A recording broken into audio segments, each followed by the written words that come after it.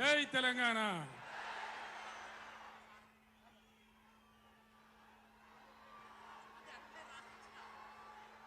మీ అందరి అనుమతితోని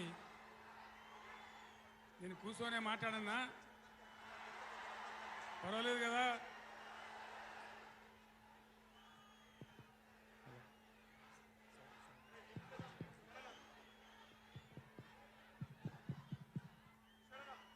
గౌరవనీయులు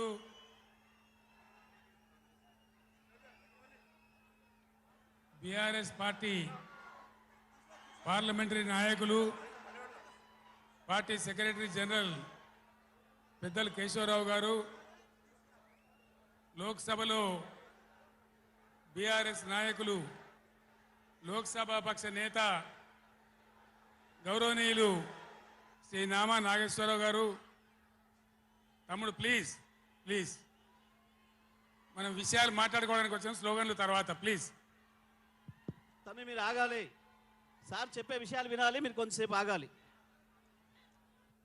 గౌరవనీయులు మన పార్లమెంట్ సభ్యులు, గౌరవనీయులైన శాసనసభ్యులు, శాసన మండలి సభ్యులు, స్థానిక సంస్థల ప్రజాప్రతినిధులు, ఇతర ముఖ్య నాయకులు, ఒక పిలుపుతో పులులలాగా కదిలి వచ్చినటువంటి నా అన్నాదమ్ములకు, అక్క చెల్లెలకు అందరికీ ఉద్యమాభివందనాలు.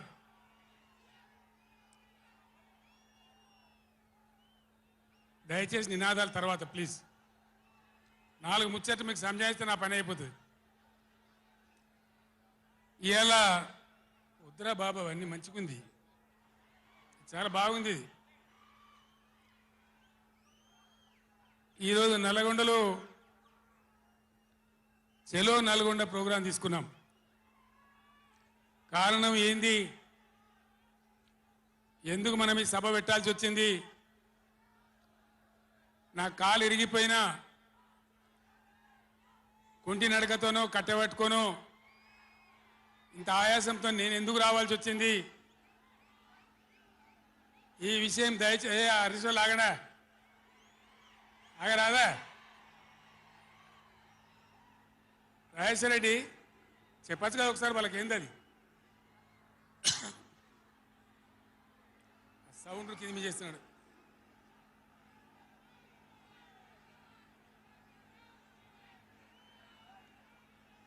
ఏ కిషోర్ మీరు కష్టం అవుతుంది, ఆగండి. కిషోర్ సార్ కు మాట్లాడడం కష్టం అవుతుంది డిస్టర్బెన్స్ తోని.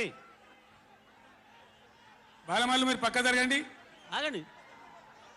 మీరు జరగండి అందరు ఇక కాము ఉండండి, ఇక ఓ ఇటున్నారు అందరు.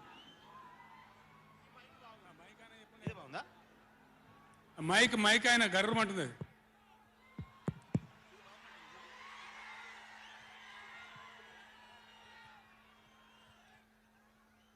ఇవాళ ఈ చెలో నల్గొండ కార్యక్రమం మనం ఎందుకు తీసుకోవాల్సి వచ్చింది? కొందరికి ఏమో ఇది రాజకీయం. ఇలా మనం పెట్టింది ఉద్యమ సభ, పోరాట సభ.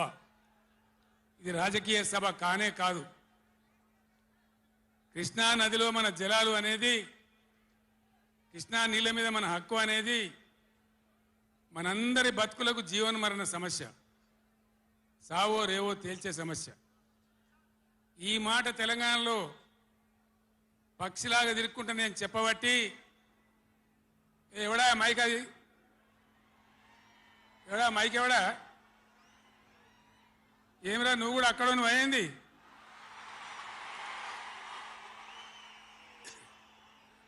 రాజేశ్వర రెడ్డి చూడొచ్చు కదా, మనం ఏం చేయకమని అంతే జాలిగా. బాగానే ఉందా, ఏం చేయకమను.